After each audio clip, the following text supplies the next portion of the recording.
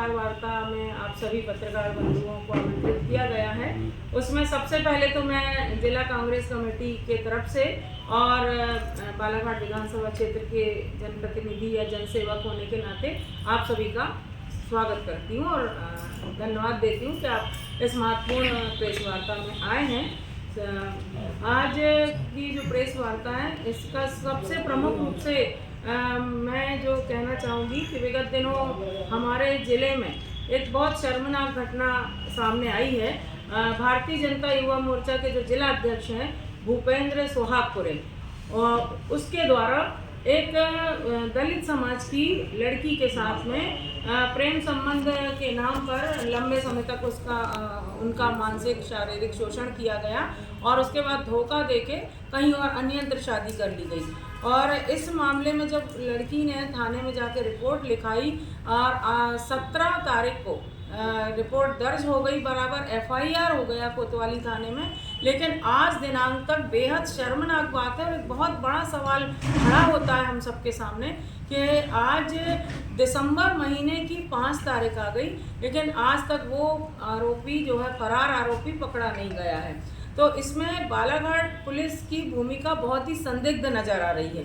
मैंने पहले भी कहा कि मेरी पुलिस अधिकारियों से लगातार इस संदर्भ में बात होती रही और मैं चाहती हूँ कि हमारी बेटी को न्याय मिलना चाहिए। वो किसी भी समाज की बेटी हो, वो हमारी बेटी है। दलित समाज की है तो बहुत गंभीर मामला बनता है और उसके एक तरफ हमारी मध्य प्रदेश सरकार बोलती है, मुख्यमंत्री मोहन यादव जी बोलते हैं कि हमारी बेटियां हमारी ताकत हैं और बेटी पढ़ेगी आगे बढ़ेगी तो हमारा देश आगे बढ़ेगा, प्रदेश आगे बढ़ेगा। बेटी बचाओ बेटी पढ़ाओ दुनिया भर के स्लोगन से लोग दे रहे हैं और आज इस बालाघाट जिले में इतनी गंभीर घटना घटित हो गई। लड़की खुद बयान दे रही है, खुद आ रही है, उसकी जहाँ तक की शादी भी रुकवा रही है, भूपेंद्र सोहागपुरे की सगाई रुकवा रही है और उसके बाद भी पुलिस ये बोलती है कि हम जांच कर रहे हैं, हम जांच कर रहे हैं। तो ऐसी कैसी जांच हो रही? मैं ये कहना चाहती हूँ कि अगर कोई और अन्यत्र व्यक्ति अगर ये घटनाक्रम करता तो पुलिस क्या करती? बालाघाट के पुलिस अधीक्षक से मेरा ये सवाल है कि तब वो क्या करते? अभी तो छोटी छोटी घटनाएं होती हैं तो राजनीतिक द्वेष भावना के चलते घरों में लोगों के बुलडोजर चलवा देते हैं। एक पल भी नहीं सोचते कि ठीक है आरोपी जो भी है, कोर्ट में आरोप सिद्ध होता है कभी भी, तो अगर आरोपी कोई है तो कोर्ट अपना काम करेगा। आपको किसने अधिकार दे दिया किसी के घर में बुलडोजर चलवा के पूरे घर को बेघरबार करने का?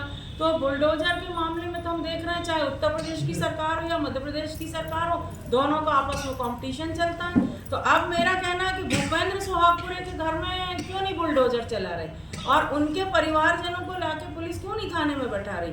अब अगर नियम की बात करें, कायदे की बात करें तो फिर तो ये होना चाहिए। हालांकि मैं बुलडोजर की राजनीति बिल्कुल पसंद नहीं करती, बुलडोजर किसी के भी घर में चलाया जाना मैं पसंद नहीं करती, क्योंकि उस परिवार में महिलाएं भी रहती, बेटियां भी रहती, किसी का घर तोड़ना अच्छी बात नहीं होती।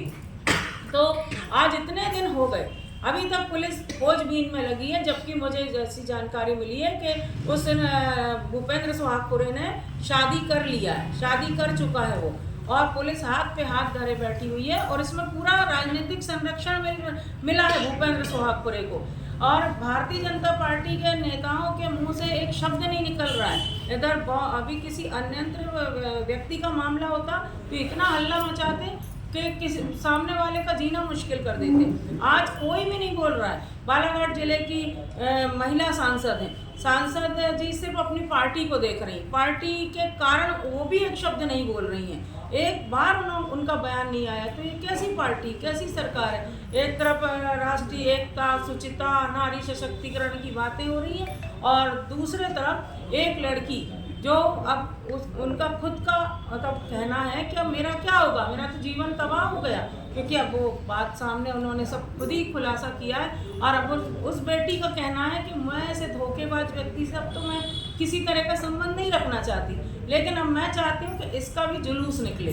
अभी आपको याद होगा विगत कुछ महीनों पहले भरवेली में एक छोटा सा घटनाक्रम हुआ था, एक पान दुकान में 2 लोगों का आपस में छोटा मोटा विवाद हो गया था, ठीक है। अब विवाद हुआ, उसके बाद उसको राजनीतिक रंग दिया गया, धार्मिक रंग दिया गया और अन्य जो दूसरे पक्ष के लोग थे उन लोगों का बिना वजह, जबकि वो प्रतिष्ठित घराने के लड़के थे, उनका जुलूस निकाला गया, उनको सामाजिक रूप से अपमानित किया गया था। उस समय भी मैंने जो तत्कालीन एसपी थे श्री समीर सौरभ, मैंने उन पर बहुत आपत्ति दर्ज की थी, क्योंकि मैं उस समय भोपाल में थी और मैंने कहा था कि आपने किस आधार पर उनका जुलूस निकाला। छोटा सा विवाद था, थाने में मामला सुलझ जाता या कोर्ट अपना काम करता।